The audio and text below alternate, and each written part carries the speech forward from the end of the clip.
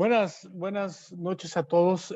A nombre de Endomédica le damos la más cordial bienvenida a nuestro evento del día de hoy, en el cual nos acompaña el doctor Luis Eduardo Romero Nava.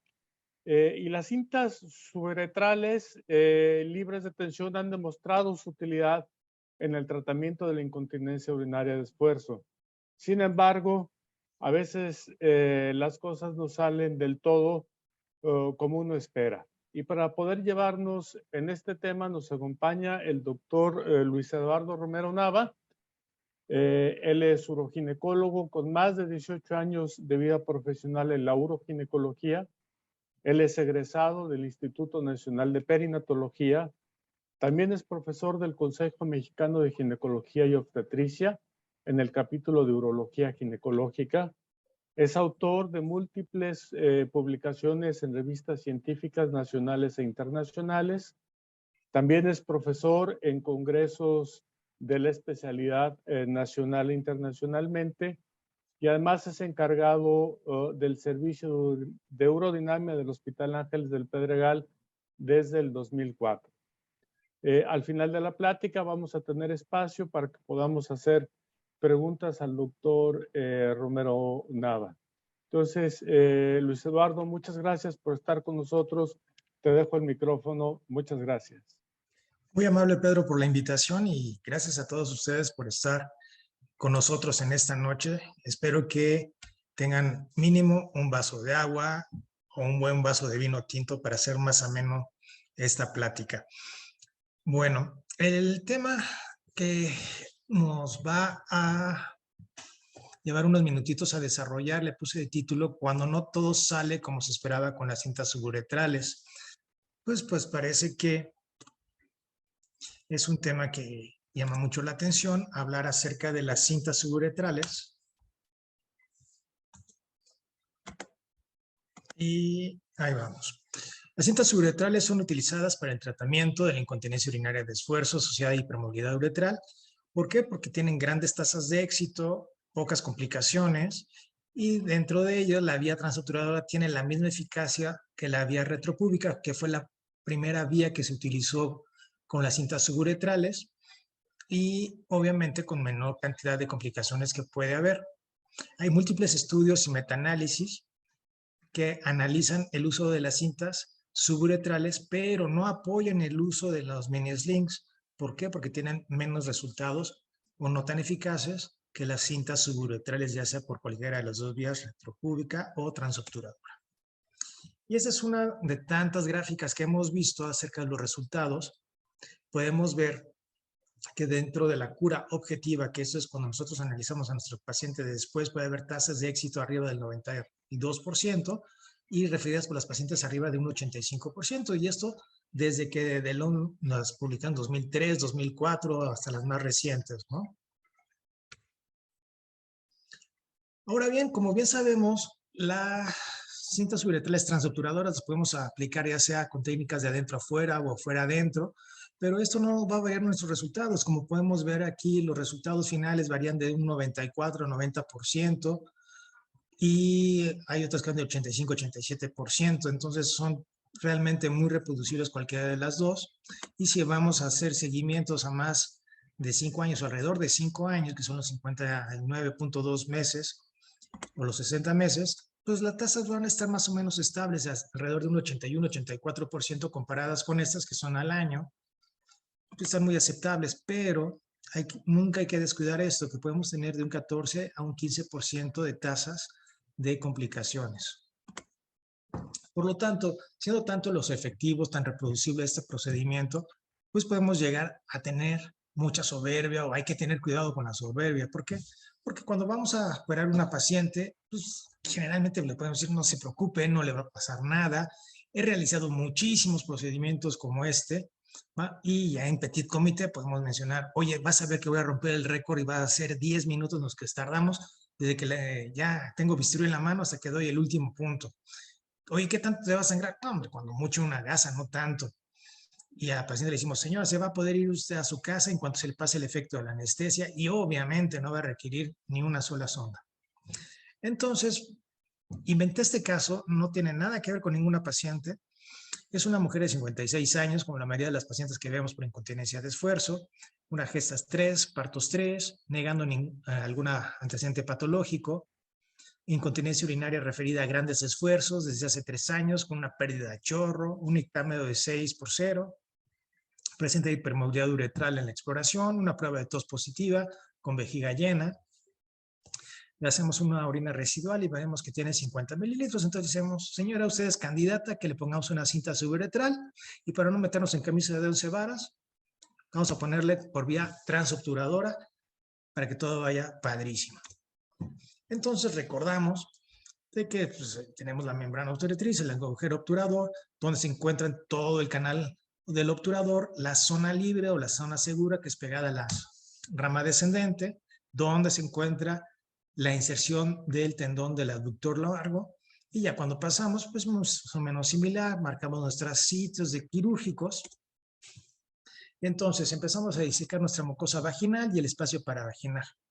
Identificamos los puntos para el paso de las agujas, se pasa la primera aguja transobturadora con técnica dentro-afuera, se coloca la cinta en la aguja y al momento de retirar la aguja empieza a sangrar la paciente. ¿Por qué puede sangrar la paciente? Porque hay pacientes que utilizan antiagregantes plaquetarios y no nos lo comentan. ¿Por qué? Porque no lo consideran como medicamentos. El uso de aspirina, dicen, no, pues es una aspirina, no es medicamento. Siempre hay que preguntarlo porque puede haber sangrados secundarios a esos y hay que suspenderlas desde una semana antes. O puede ser que por el propio procedimiento puede haber sangrados, recordando que hay múltiples vasos en la fascia endopélvica cuando hacemos procedimientos retropúbicos o algún vaso aberrante que puede estar atravesando de forma transversal la membrana obturadora y por ahí se pueden romper. Entonces hay que conocer muy bien la anatomía de qué es lo que puede suceder y pegarnos lo más que se pueda a lo que son las ramas descendentes del pubis. Habitualmente con una simple compresión por más de 2 minutos en el sitio de sangrado es suficiente para controlar la hemorragia y podemos proseguir con el sangrado. Pero puede haber casos en que hay sangrados profusos que se puede utilizar, inclusive llegar a utilizar el globo vaginal con 90 centímetros de agua, como lo marcamos aquí en la ilustración, para coaptar lo que es el sangrado y hacer una hemostasia. Se pueden utilizar colágenas, se puede utilizar lo que son algunos hemostáticos en malla para que nos ayuden a hacer mayor control de esto. Y obviamente si en el postquirúrgico podemos identificar un hematoma a las pacientes, entonces en esto se puede drenar para que no vaya a haber alguna complicación como una infección o algo por el estilo, una obstrucción al flujo de salida. Entonces es recomendable a todas las pacientes en el postquirúrgico hacerle un tacto vaginal para ver que no se esté formando, no se haya formado lo que es un hematoma en el sitio quirúrgico. Continuando con el procedimiento quirúrgico donde nos quedamos, por fin logramos controlar el sangrado, introducimos la segunda aguja, rezamos para que no se vuelva a presentar el sangrado en esta segunda ocasión, colocamos la cinta, retiramos las fundas plásticas y la siguiente pregunta, ¿cómo ajustamos nosotros la cinta? Hay varias formas de ajustarla, obviamente ha variado conforme ha pasado el tiempo. Hay quienes empezamos con la paciente despierta, consciente, la hacíamos toser y nada más veíamos que había un pequeño goteo y con eso la dejábamos ahí. ¿Por qué? Porque si la dejamos sin que haya fuga, lo más seguro es que iba a ser retención la paciente. La técnica de 8-4, que son dilatadores del Hegar del 8 y del número 4. El 8 se coloca en la uretra, el 4 por fuera de la uretra, entre la uretra y la sonda, digo, la cinta, y se vea que quede a esta tensión y más que suficiente para que quede bien, o con la pinza de Babcock, que es con la sonda uretral de 18, y se pinza la cinta con la pinza de Babcock para tener un espacio de 1,5 centímetros aproximadamente. Se hace un pliegue, se ajusta y se libera la cinta de la pinza y con esa liberación es más que suficiente para que quede. O bien la clásica que es con la sonda Foley en la uretra y se coloca una tijera de mayo entre la cinta y la uretra y mientras que no se esté a tensión la cinta de mayo, la tijera de mayo es más que suficiente para que quede ajustada la cinta. Ahora bien, en tabla que les estoy poniendo, que es de un artículo del 2020 de la revista de Obstetricia y Ginecología, se ve la comparación entre utilizar las pinzas de Babcock contra la tijera de mayo para ajustar la cinta y se vio que hay una diferencia importante al utilizar la técnica de la pinza de Babcock, que hay menos posibilidad de que las pacientes hagan una retención aguda de orina en el postquirúrgico o que vayan a irse a casa con una cateterización intermitente o con una sonda de derivación. Entonces, ahí comparando estas dos técnicas, ya sea en pacientes que se les se utilizó únicamente la cinta para la corrección de la incontinencia o aparte se les hizo una cirugía por prolapso, se vio que sí hay una diferencia significativa en la técnica que se utilizó para el ajuste de la cinta en cuanto a la retención urinaria postquirúrgica. Después de que colocamos la cinta, después de que la ajustamos en esta paciente, solicitamos el cistoscopio, que aunque sabemos que no está indicado el uso del cistoscopio tal cual, per se, como en una cinta por vía retropúbica, pues más vale curarnos en salud después del susto que llevamos y le hacemos una cistoscopia. ¿Y qué podemos encontrar? Déjame irme una para atrás. Una lesión vesical o uretral se pueden encontrar en cualquier colocación de las cintas. Tenemos que las lesiones vesicales se pueden presentar en vías retropúbicas del 0.7 al 24% de los casos o transobturadoras del 0 al 15%. Y esa lesión vesical siempre vas a encontrar en las paredes laterales. ¿Por qué? Por la forma en que va la colocación de la aguja durante la penetración que vamos a hacer en la fascia endopélica. Y se puede identificar al ver salida de orina en el sitio de lesión, no tanto cuando colocamos la aguja, sino cuando retiramos la aguja de la punción, es cuando vemos la salida del líquido a través del orificio de la lesión. ¿Qué factores de riesgo tenemos para incrementar la posibilidad de una lesión vesical? Cirugías previas por incontinencia, cirugías en el espacio de erección, una paciente con un Butch, por ejemplo, o inexperiencia del cirujano. En cuanto a lesiones uretrales, se van a presentar en el retropúbico muy poco, del 0.07 al 0.2%, en transobturadoras de 0.1 al 2.5%. Y esto no es el momento de colocar las agujas. ¿Por qué? Porque va protegida generalmente, sino en la disección de la vagina, cuando se tiene que ir disecando el espacio entre la mucosa vaginal y la uretra, es cuando se va a lastimar. Y obviamente si se lesiona la uretra, se tiene que reparar, pero se ha visto en múltiples publicaciones de que no hay que colocar la cinta, porque si no puede hacerse una fístula en el sitio de la colocación de la cinta. Continuando con el caso, en el paso ya colocamos la cinta, ajustamos todo, cerramos, nos vamos. Y al paso de visita al día siguiente, ¿qué pasa? Ya pensando en darla de alta, meditamos que qué mala suerte tuvimos en la cirugía, pero afortunadamente la paciente evolucionó bien. ¿Por qué? Porque ya no nos hablaron ni las enfermeras ni los residentes en el hospital de la noche. Revisamos a la paciente y ¿qué encontramos? Un hematoma. Entonces, los hematomas posteriores a las cintas suburetrales son más frecuentes, obviamente, en las vías retropúbicas. Los hematomas pueden cruzar asintomáticos cuando estos son menos de 100 mililitros. O sea, 100 mililitros es una cantidad importante, pero no pueden darle problema al paciente. Cuando estos son en grandes colecciones, pueden poner en riesgo la vida de la paciente y la tasa de hemorragia va en los retropúbicos hasta un 8%, en los transobturadores únicamente del 2%, pero pueden suceder. Los grandes hematomas retropúbicos requieren drenaje, ya sea por aspiración, es ineficaz. Entonces, al daño en los grandes vasos que se encuentran en esta zona, puede requerir ya sea ligar estos vasos o una reconstrucción del vaso, irlo a localizar para hacer la hemostasia. Pero jamás se debe hacer una revisión o una exploración vaginal porque nunca vamos a encontrar el origen. Si únicamente vamos a dañar más el tejido, nos va a sangrar más o va a continuar sangrando. Y aquí en la imagen de al lado podemos ver cómo un hematoma va creciendo de tal manera que va lateralizando a la vejiga sin permitir lo que es un vaciado adecuado y puede ir creciendo este. Entonces, al día siguiente, a las 48 horas, nuevamente pasamos visita a la paciente. ¿Para qué? Para ver que el hematoma no haya crecido, que la paciente continúa asintomática. Y recordamos que, por cierto, la paciente continúa con sonda fuera de derivación. Retiramos la sonda y ¿qué puede pasar? Una retención urinaria posquirúrgica en pacientes que no miccionan adecuadamente en el posquirúrgico inmediato, un chorro disminuido, una orina residual elevada. Puede haber una prevalencia para retención urinaria posquirúrgica inmediata en los retropúbicos hasta un 19%, en los transobturadores es más baja, de un 8.6%. El manejo que refiere en la literatura en varios artículos es dejar la sonda de derivación de 7 a 15 días, un cateterismo intermitente. y revalorar la orina residual para ver cómo se encuentra. Y entonces, si continúa la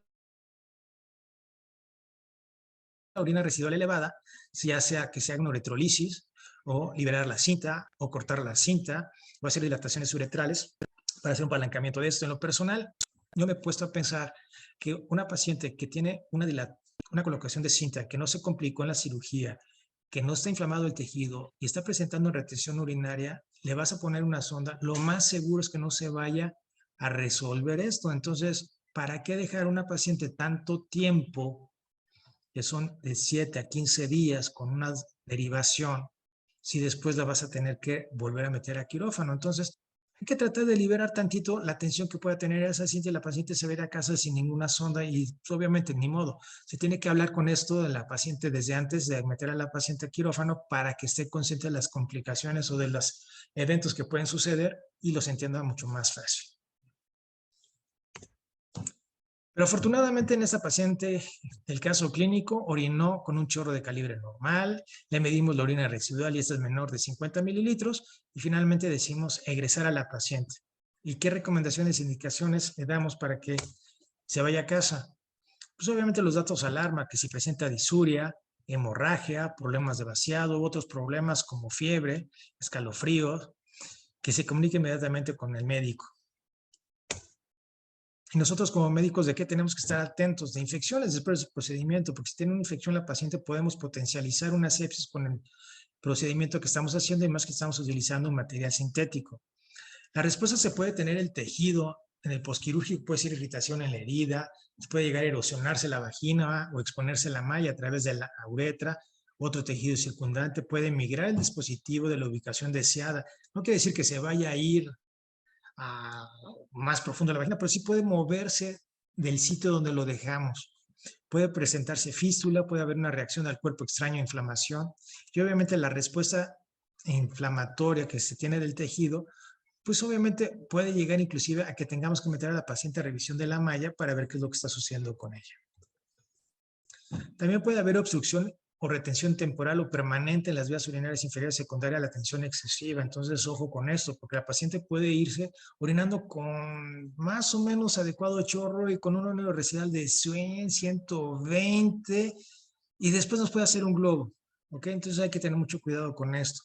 Los riesgos conocidos posquirúrgico, obviamente, dolor, erosión, expresión de la cinta, migración de dispositivo, incontinencia urinaria de esfuerzo recurrente o una vejiga hiperactiva. Entonces aquí ya podemos pasar a lo que son las complicaciones tardías de las cintas suburetrales, cómo se van a ir presentando, y vamos a hacer una descripción secuencial también. Entonces, primero, ¿qué es lo que tenemos que ver? Reconocer cuáles son los signos y síntomas de las complicaciones de las cintas posquirúrgicas. El más importante, uno de los importantes desde mi punto de vista, es la obstrucción. Entonces, ¿qué síntomas va a tener la paciente? Una orina residual elevada, un flujo durante la micción, vaciamiento vesical incompleto, infecciones recurrentes, urgencias o un chorro delgado. Todo esto es muchos síntomas que tenemos que tener en cuenta para pensar en una obstrucción.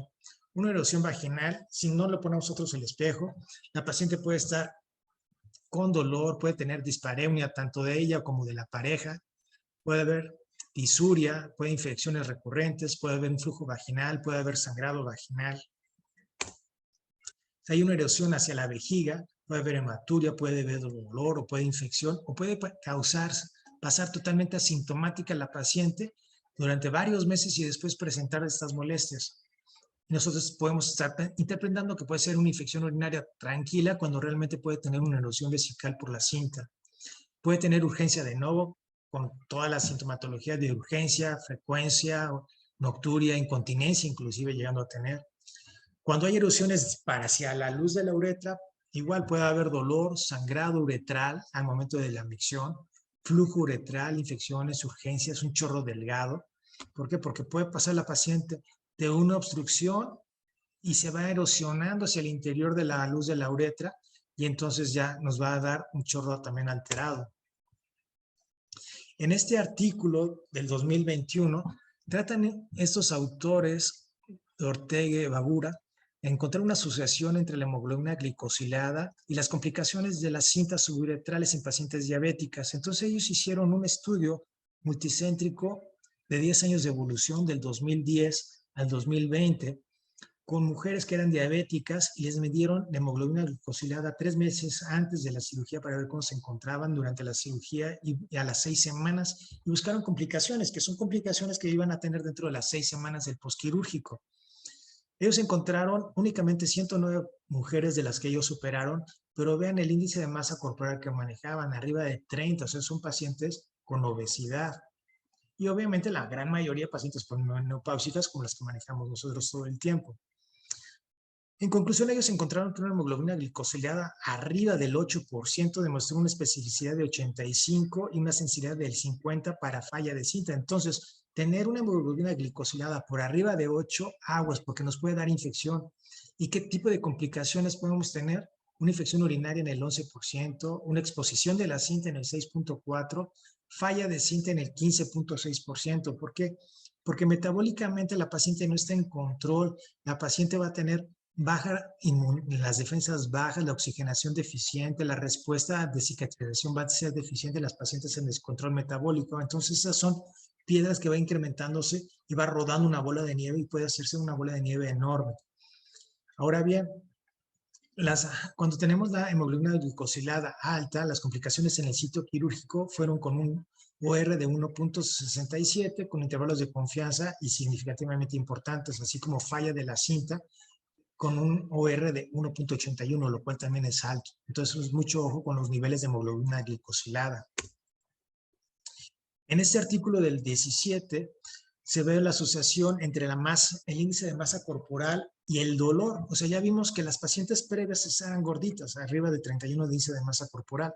Entonces, se ha visto como antecedente que el dolor inguinal posquirúrgico persistente, eso quiere decir que 6 semanas después de la cirugía va a estar presente y va a disminuir de un 16% a un 2%. Entonces, estos autores quisieron conocer si la obesidad está relacionada con el dolor tal cual. Hicieron 2 años en este estudio, localizaron 129 pacientes y encontraron que el 44% de estas pacientes tenía dolor posquirúrgico y el cual disminuyó hasta un 6% a las 6 semanas, mucho mayor que este 2% de la población en general.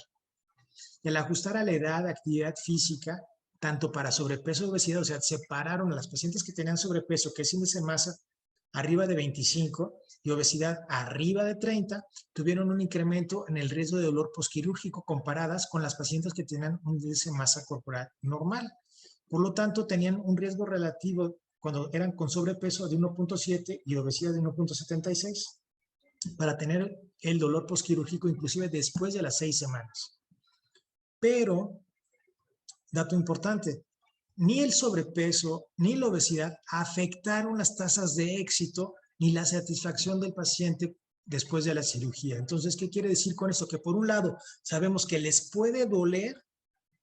¿Por qué? Porque al estar un poquito más gordita se va cambiando el trayecto de alguna de las ramas de los nervios que atraviesan la membrana obturatriz y por eso puede ser el dolor. Y dos, que a pesar de tener un índice de masa corporal elevado, no se va a cambiar el resultado de la cinta, lo cual es un factor benéfico de las cintas. En ese otro artículo del 2019 trataron de buscar algún predictor acerca de complicaciones que se pudieran presentar con el uso de los cintas uretrales. Entonces trataron de identificar las características de las pacientes y factores quirúrgicos predictivos de las complicaciones.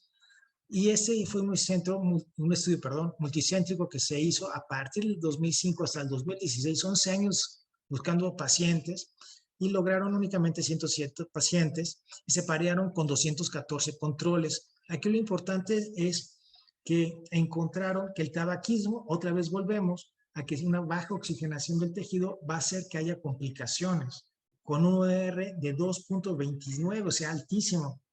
Que si tuviera una histerectomía previa, vean, un OR de 3.88 y si ponían el sling junto con una cirugía, puede haber complicaciones hasta 2.63 de OR y todas estas siendo significativamente importantes. Y no encontraron diferencia cuando se pusieron transobturadoras o retrocúbicas o el método de detención que le dieron a la cinta, que si era con tos o que era instrumentada, si se le hizo anestesia general, si fue bloqueo, o si le sangró o no le sangró, sino lo que era importante para ver complicaciones fueron estas 3 únicamente.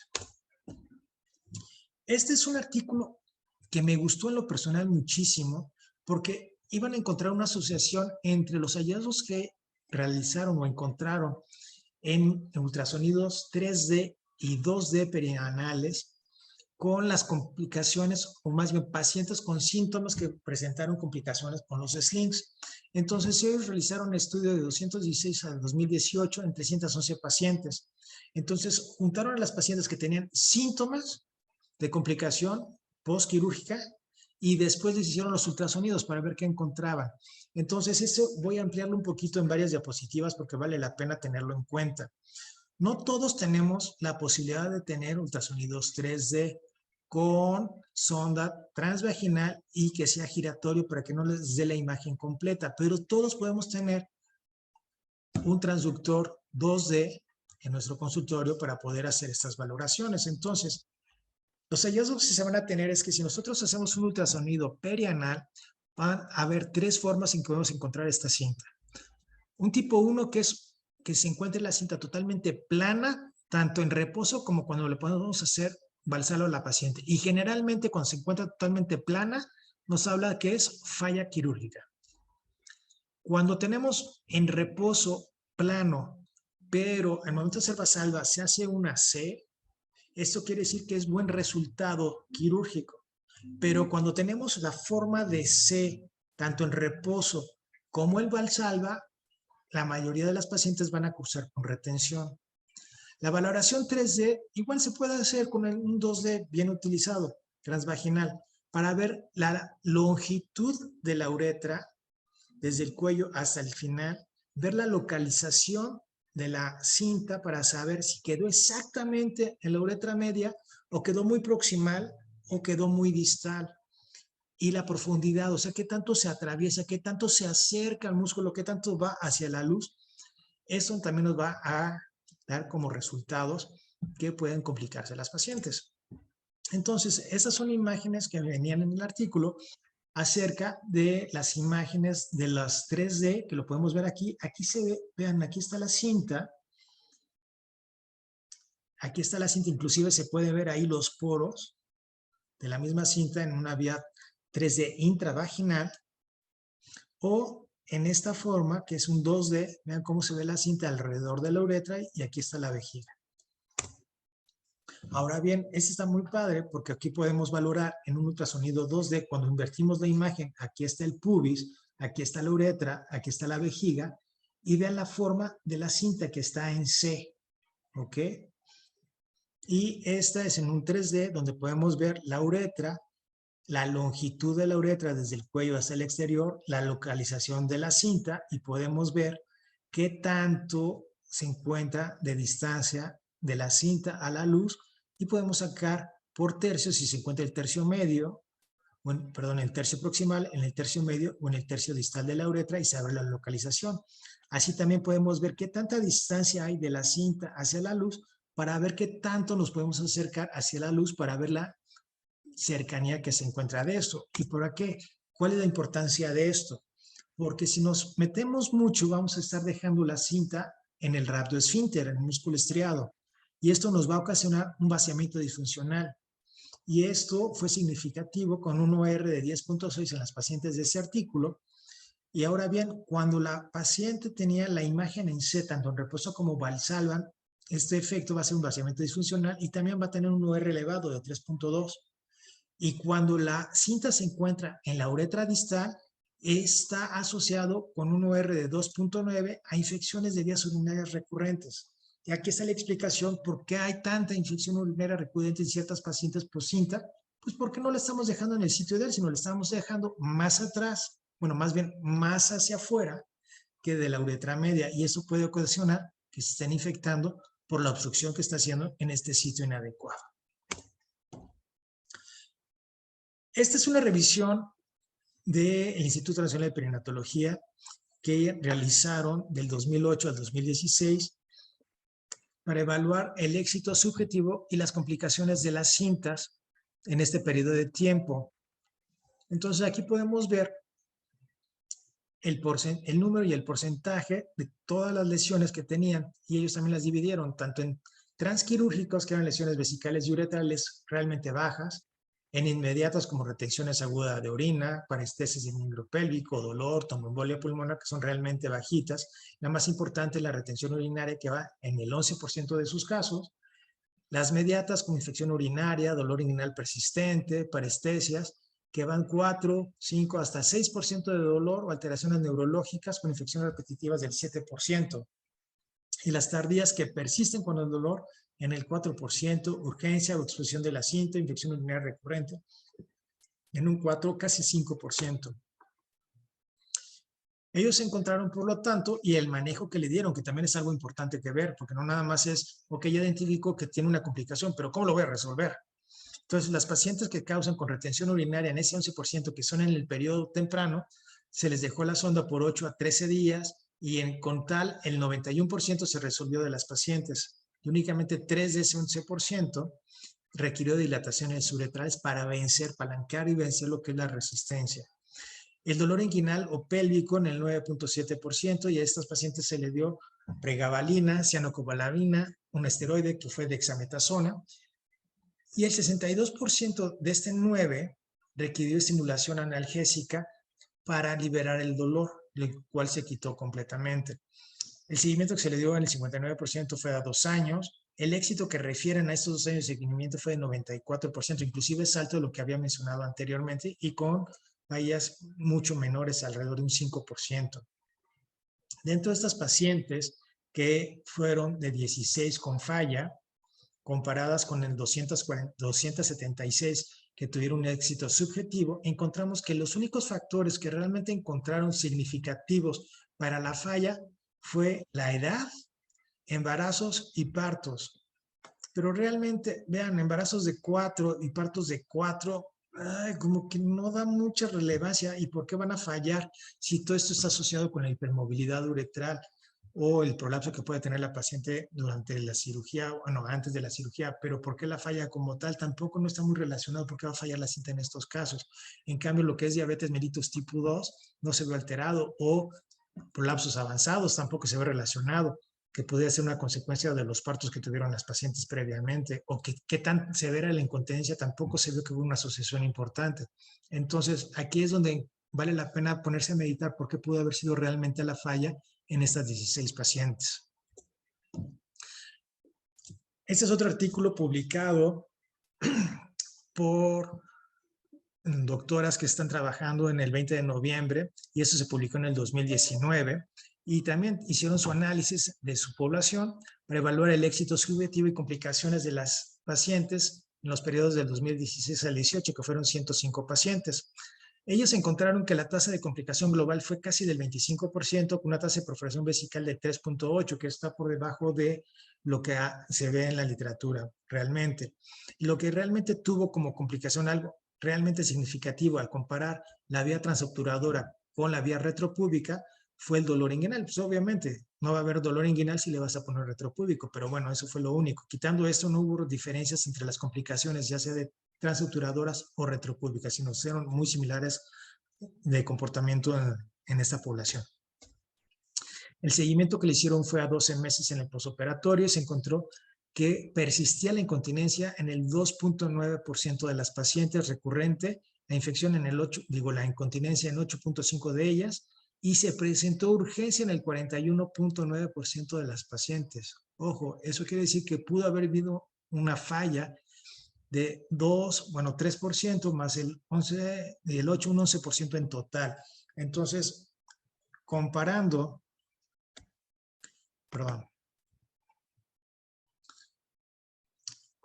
lo que fueron las fallas quirúrgicas con factores asociados, ellos encontraron igual partos de 3 a 5, cirugía ginecológica previa o antecedentes de vías urinarias de repetición como factores de riesgo en las pacientes para tener este tipo de fallas. Encontraron también que la técnica de afuera hacia adentro reduce el riesgo de la lesión neurovascular más eficazmente por la proximidad de la cinta en el canal obturador y la rama isquiopúbica. ¿Por qué? Porque entre más cerca te encuentres de lo que es la rama descendente, la posibilidad de que puedas tocar alguna de las ramas del nervio que se encuentra en esta zona va a ser mucho menor que la haces de afuera hacia adentro. Y la exposición de la malla tiene tasas muy bajitas de 0.8 al 5% y puede ocurrir entre las 3 y las 18 meses, entre las 3 semanas y los 18 meses de la cirugía. Entonces, hay que tener mucho cuidado con nuestras pacientes durante este periodo de tiempo porque se pueden presentar lo que son las exposiciones de las cintas. También habla de los múltiples factores que se asocian a la incontinencia urinaria persistente o recurrente, que puede ser la edad, la obesidad, enfermedades concomitantes o prolapsos avanzados de más de 3, y que no hay estudios que relacionen otros factores como cinta de material o la técnica quirúrgica en la que no se aplique la atención necesaria. Ojo, esto es publicado en el 2019. Hasta ese momento no se encontraba ningún artículo. Pero me encontré este artículo publicado en el 2021 en el cual hablan si es el cirujano realmente el responsable por las complicaciones en la colocación de las cintas suburetrales que entran a valoración quirúrgica. ¿Eso qué quiere decir? Que las pacientes que tenían complicaciones y que entraron a cirugía para que se resolviera, de ese grupo de pacientes exclusivamente, se analizaron sus expedientes clínicos en el periodo del 2008 a 2020 para ver si había alguna alteración, algo desde el punto de vista quirúrgico que realmente se pudiera resolver o haber evitado durante el procedimiento.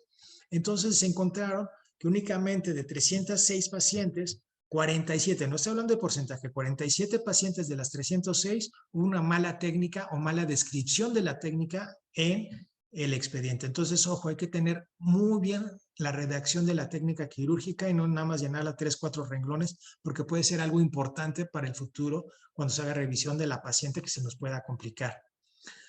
Hubo obstrucción como síntoma en el 63% de las pacientes que se complicaron, que entraron a cirugía para revisión de la cinta o para corte o para arreglar la cinta. Dolor en el 40% de las pacientes, erosión, expresión de la cinta en el 33%, una cinta muy ajustada en el 40 y casi 42% y una cinta en la fase periuretral cerca del 31%. ¿De qué nos está hablando? Que sí tiene mucho que ver el cirujano en el momento de la cirugía para poder evitar lo que es una complicación. Ahí pasamos a otro tipo de complicaciones, que son las erosiones vesicales y uretrales, que pueden darse como síntomas de urgencia, frecuencia urinaria, dolor pélvico, infección urinarias, problemas de vaciado, hematuria microscópica, y la cinta se puede calcificar, así como vemos en esta imagen, y lo que hay que hacer es obviamente diagnosticar la cistoscopía, no va a haber otra, o de plano tomar una placa simple, y si es una calcificación muy grande, pues a ver la calcificación dentro de la vejiga. Causas, pues obviamente una tensión excesiva, puede haber hipoestrogenismo en la vagina, cirugías previas, una radiación en el área pélvica, tratamiento, pues obviamente destruir la piedra que está aquí para después retirar la cinta. Importante, las pacientes que tienen este tipo de lesiones, el 30% continúa continente después de la cirugía. Bajito sí, pero bueno, pueden continuar con continencia urinaria. En este otro artículo que se enfocan exclusivamente a pacientes que llegaron por perforaciones vesicales inadvertidas, manejan de la misma forma. Destruir las calcificaciones alrededor de la cinta, recortar la cinta, que si se puede hacer por vía endoscópica mucho mejor, y sugieren realizar cistoscopia en todas las pacientes que tengan colocación de cintas. Ya se los dejo a su criterio la decisión de esto, ¿no? Obviamente, si es una paciente que le vamos a hacer reparación de piso pélvico o una histerectomía, hombre, utilízalo, ya lo tenemos ahí, ¿ok? Si es bajo recursos y si es retropúbicas, aunque sea bajo recursos y retropúbicas, hay que hacerlo. Si es una paciente bajo recursos transobturadora, se los dejo a su elección. ¿Por qué a su elección? Porque más vale hacer una cistoscopía a tiempo que volver a meter a la paciente por una lesión vesical inadvertida. Extrusión vaginal. Tienen tasa en retropúbico del 0 al 1.5%. En el transobturadora se sube casi hasta el 11%. ¿Por qué? Porque hay mucho mayor material sintético atravesando lo que es la mucosa vaginal en una transobturadora que en una retropúbica, que realmente el contacto con vagina va a ser prácticamente en el sitio de la incisión. ¿Ok? Los síntomas: flujo vaginal, dispareunia, dolor. Si no hay infección, se puede recortar nada más la cinta expuesta y con eso queda. Le damos estrógenos por 6 semanas, 8 semanas.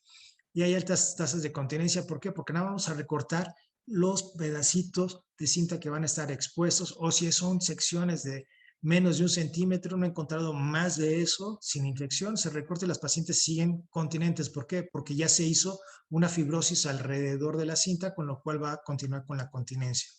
Ahora bien, si sí hay infección, se tienen que dar antibióticos a dosis altas, pues intravenoso, pero a dosis bien establecidas, y retirar toda la cinta. ¿Por qué? Porque toda la cinta va a estar infectada.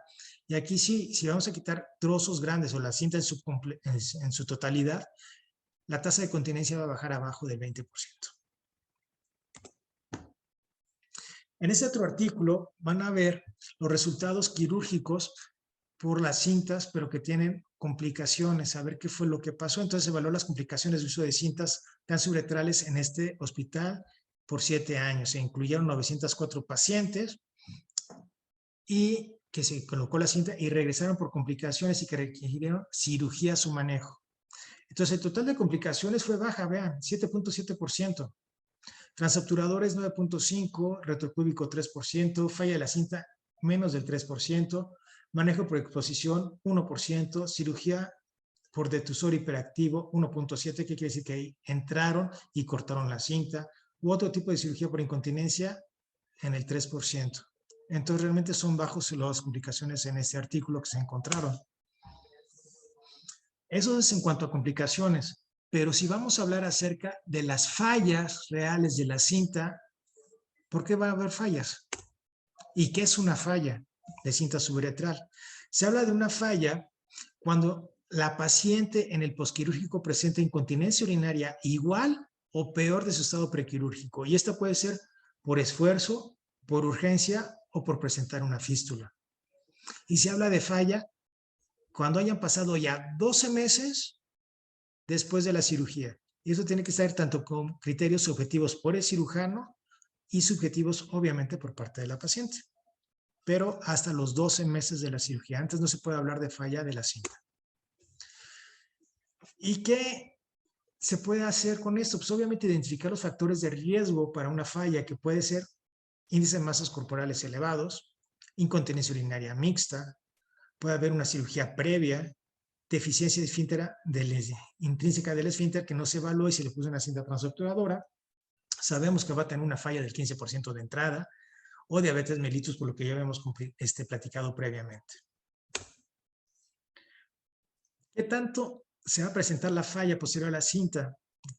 La Asociación Americana de Urología en el 2010, así como en este estudio del TOMUS, presentaron las cifras. Entre 1 año y 24 meses, la Asociación Americana reporta 16% de falla. En los pacientes del TOMUS que fueron por vía retropúbica, 19% contra 37% del referido por la paciente. Vean la discrepancia que hay en estas cifras. Transobturadora del 22 objetivo contra 44 subjetivo, o sea, altísimo. Y después de los 24 meses, 19% por la Asociación Americana de Urología. Pero vean cómo disminuye el número de pacientes que realmente siguió el seguimiento en estos casos. En esta vamos a comparar lo que son las vías retropúbico y transobturadora para hablar de cura objetiva del 80% en retropúbica contra menos del 20% de falla, transobturador del 77% contra el 22%. Eso es desde el punto de vista objetivo. Y subjetivo, 62 contra 37 y 57 contra 44. Pero no hubo diferencia entre cuál le fue mejor y cuál le fue peor. No hubo diferencia entre estos casos. Pero vean la diferencia entre lo que habla el paciente de éxito de un 62 y con lo que vemos nosotros de un 80%. ¿Qué riesgos los volvemos a repetir? Y aquí están con los riesgos relativos. Cuando son pacientes con sobrepeso u obesidad, tiene un riesgo de falla de casi el 3 de riesgo relativo. Si tiene incontinencia mixta, 2.4, cirugía previa de 2.2, deficiencia intrínseca 1.9, diabetes 1.8 o cirugía concomitante por prolapso 0.6 de riesgo relativo. Y todas ellas con una diferencia estadísticamente significativa. Por lo tanto, la evaluación de las pacientes con falla después de la cinta, son varias cosas que tenemos que hacer con ellas. revalorar el tipo y severidad y características de la incontinencia que está presentando en el momento actual que se está presentando a la consulta, qué tipo de cinta se utilizó, y no tanto el tipo de cinta, sino también actualmente la localización y la dificultad durante la cirugía, si hubo alguna complicación, así como este caso inventado que les puse. ¿Va a tener mayor probabilidad de falla? Claro, por las complicaciones transquirúrgicas que se presentaron. ¿Cómo estaba la urodinamia previa? Si es que se realizó. Si hubo hipermovilidad uretral actualmente o no. ¿Cómo se encuentra la vagina? Si está atrófica, si tiene prolapsos, si tiene cicatrices, tiene extrusiones, fue radiada, tiene dolor, tiene molestias, tiene parestesias. ¿Cómo se encuentra la orina residual? ¿Está normal o elevada? A estas pacientes sí hay que hacerles cistoscopía. ¿Para qué? Para ver que no haya nada adentro. Y obviamente, antes de volverlas a meter a cirugía, a estas pacientes sí hacerles una urodinamia. ¿Por qué? Porque puede ser que por clínica tenga una incontinencia de urgencia cuando realmente le hacemos la urodinamia y vamos a ver que es un trastorno de vaciado. Entonces, y eso nos cambia completamente el manejo de la paciente. En lugar de estarle dando anticolinérgicos o estimulantes de beta 3, tenemos que ir a resolver el trastorno de vaciado. Por lo tanto, el manejo de la falla post-cinta, ¿qué va a hacer? Determinar la causa de la falla, si fue un procedimiento equivocado el que se realizó, si fue por problemas dentro de la cirugía, si el material que se utilizó fue el equivocado, si hubo cambios en la condición de la paciente de cómo estaba antes a cómo está ahora, si subió de peso, si es alguna otra patología que se presentó, si hay evidencia, y actualmente no hay evidencia de cuál es el tratamiento que se le debe dar a estas pacientes que tienen falla. Por lo tanto, es válido colocar una segunda cinta retropúbica, sí. Un obturador bien colocado, también. Un cabestrillo, inclusive hacer inyectables. Todas estas son opciones válidas. ¿Por qué? Porque no hay un consenso real de cuál es. ¿Por qué? Porque va a variar de lo que tiene la paciente en el estado actual y de lo que tuvo antes. Entonces hay que hacer realmente otro molde para ver cómo se encuentra la paciente para poderle ofrecer un tratamiento adecuado. Las complicaciones posquirúrgicas en cintas retropúbicas y englobando complicaciones desde transquirúrgicas, una infección posquirúrgica, una erosión, una lesión, un sangrado, lo que sea. Puede ir en las retropúbicas del 4.3 hasta el 75%, en las cintas transobturadoras del 10.5 hasta el 31%, y aquí con los diferentes porcentajes que se pueden presentar en este otro artículo. Por lo tanto, y para cerrar, ¿qué podemos pensar? ¿Cuáles son las contraindicaciones para el uso de las cintas? Pacientes embarazadas o con el deseo de embarazarse como contraindicación. Una patología de tejido blando en la que se colocará el implante si hace granulomas o no la paciente, si es una paciente que tiene el tejido radiado, si está atrófico el tejido. Cualquier patología con limitaciones de irrigación sanguínea o infecciones que puedan comprometer la cicatrización, diabética, fumadora, ojo con ello. Consideraciones especiales: si la mujer se quiere embarazar, quiere decir que ya no va a poder tener parto, hay que darle cesárea. Mujeres con sobrepeso, no tanto por el peso, sino por las complicaciones que puede haber secundarias a ello. Pacientes con trastornos de coagulación o que estén tomando antiagregantes plaquetarios. Pacientes con deficiencias en las defensas. Prolapso vesical que nos puede distorsionar la anatomía. O ya vimos que puede haber fallas de la misma colocación de la cinta, infecciones vaginales urinarias que se deben de tratar antes de meter la cirugía a la paciente. Ahora bien, complicaciones a causa de las propias cintas, una irritación local de la herida o reacción alérgica a cuerpo extraño, respuestas del tejido al implante que puede ir desde extrusión, erosión, migración, fístula, inflamación, y aquí tenemos que ver si se tiene que quitar la parte expuesta, erosionada, o se tiene que quitar todo en su total, completamente. La cinta puede potenciar infección existente. La tensión excesiva puede provocar obstrucciones lógicas, retención temporal o permanente. Puede haber riesgos para dolor inguinal, infección, erosión, migración del dispositivo, falla total del procedimiento y continuar con incontinencia urinaria, o puede presentarse ahora con vejiga hiperactiva. Otras reacciones: puede haber alergias, abscesos en el sitio del sitio quirúrgico, inestabilidad del detrusor, eritema del sitio de la herida, dehiscencia vaginal, dolor, sangrado, secreción, o inclusive puede haber tanto sangrado en la paciente que puede haber problemas respiratorios, ortostáticos, fatiga, y puede ser que nada más sea una hemorragia oculta en el inmediato del posquirúrgico.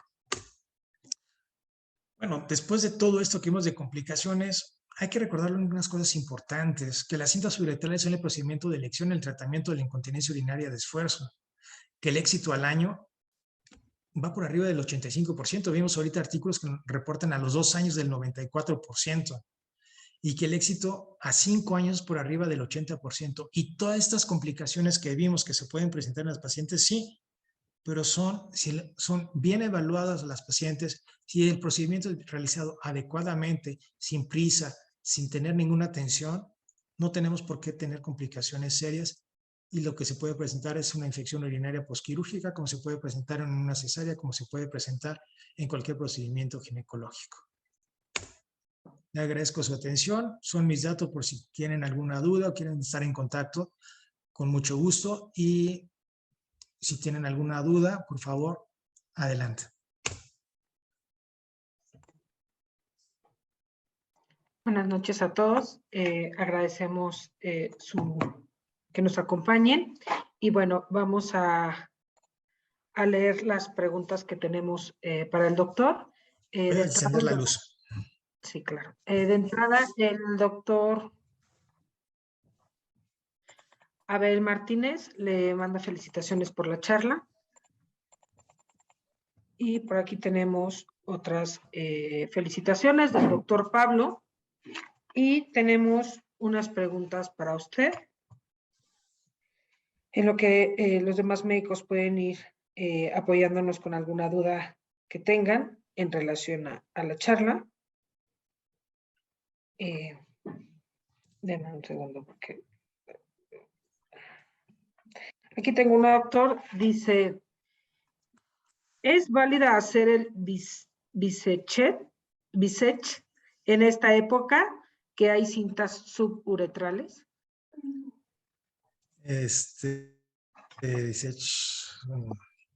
Imagino que ha de ser algún procedimiento quirúrgico, pensando en cirugías previas que se hacían en el siglo pasado. Todas las cirugías de aguja ya no se deben de hacer ahorita. Los únicos que son válidos son los cabestrillos con base autóloga o con material sintético, que es prácticamente la colocación de una cinta retropúbica. El butch sí se sigue haciendo, se puede seguir realizando.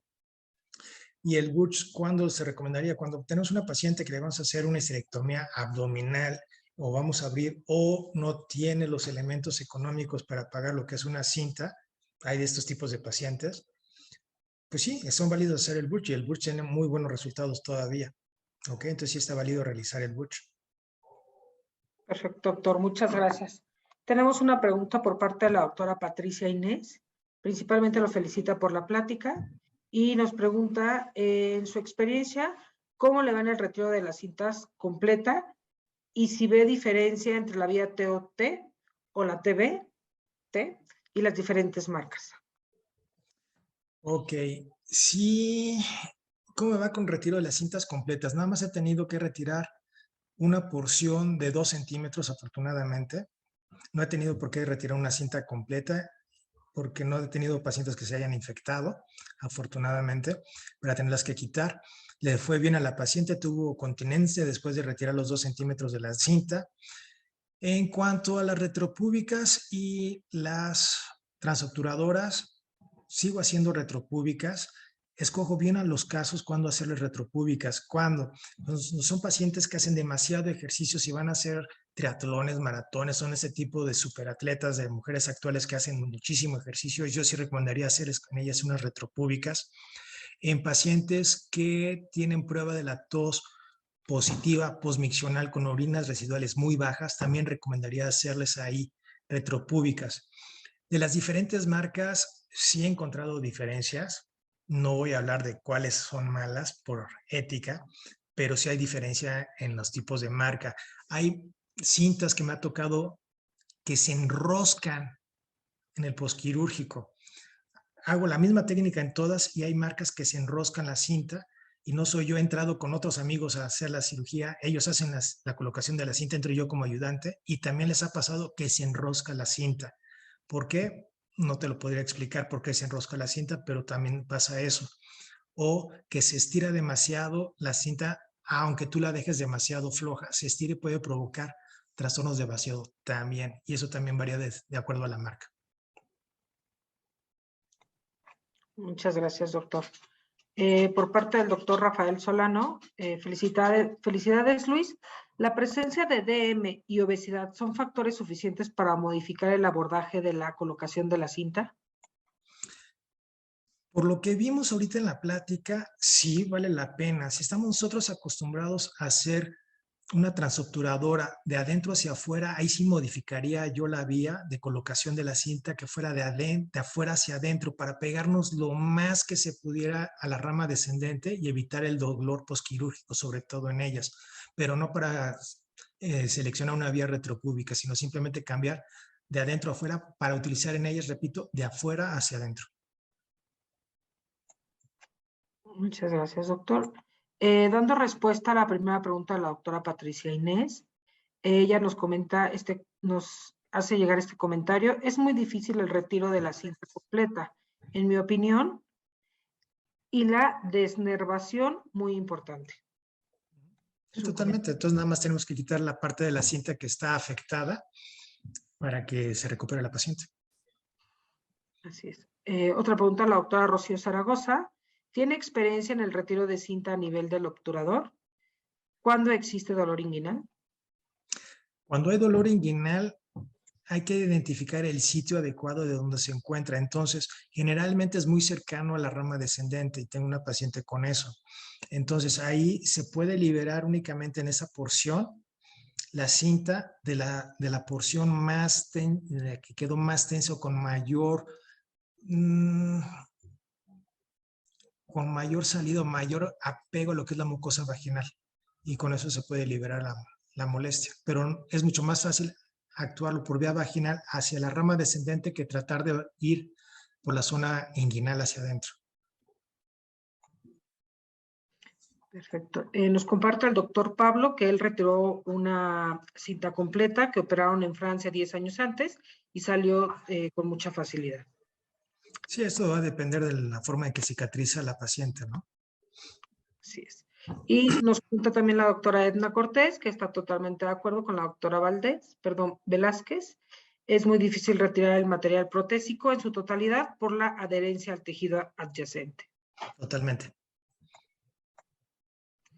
Tenemos felicitaciones por parte de los médicos sobre su plática y hasta el momento son todas las preguntas que tenemos de nuestros invitados. Aquí tenemos otra por parte del doctor Carlos Cuevas, considerando en qué pacientes de alto riesgo, obesidad, Diabetes mellitus. Ajá, tenemos incontinencia urinaria de esfuerzo recurrente, tienen mayor cura en vía retropúbica. ¿No sería ideal considerar, en primer lugar, esta vía, siendo que la mayoría de las pacientes cuentan con estos factores de riesgo? Aquí hay que tener en cuenta lo siguiente: valorar a nuestra paciente, porque si es una paciente obesa, diabética, la posibilidad de una perforación de vejiga o lesionar algún vaso en la vía retropúbica es más alta que hacemos una transobturadora. Y la mayoría de las pacientes, estamos hablando de un 95%, van a tener una incontinencia tipo 2, que es una deficiencia intrínseca del esfínter, pues ponemos un poquito más en riesgo a la paciente. Pero tomando eso en cuenta, pues yo le haría más bien a esas pacientes que son demasiado obesas una urodinamia para entrar con mayor objetividad a la cirugía y escoger la vía de quirugía más adecuada para cada paciente. No hay que generalizar, no hay que englobar a todas las pacientes en una sola casilla. Perfecto. Bueno, la doctora Sandra Gabriela Gómez, la doctora Edna Cortés, muchas felicidades por su charla y excelente presentación. Gracias, saludos. Si no tienen más preguntas, me gustaría agradecerles a todos por acompañarnos el día de hoy. Agradecerle a usted, doctor Romero, la plática, y pues bueno, los invitamos a que nos escriban y pues estamos a sus órdenes. Muchas gracias. Eric Esquivel, felicidades al doctor Luis. Pues Eric, un abrazo.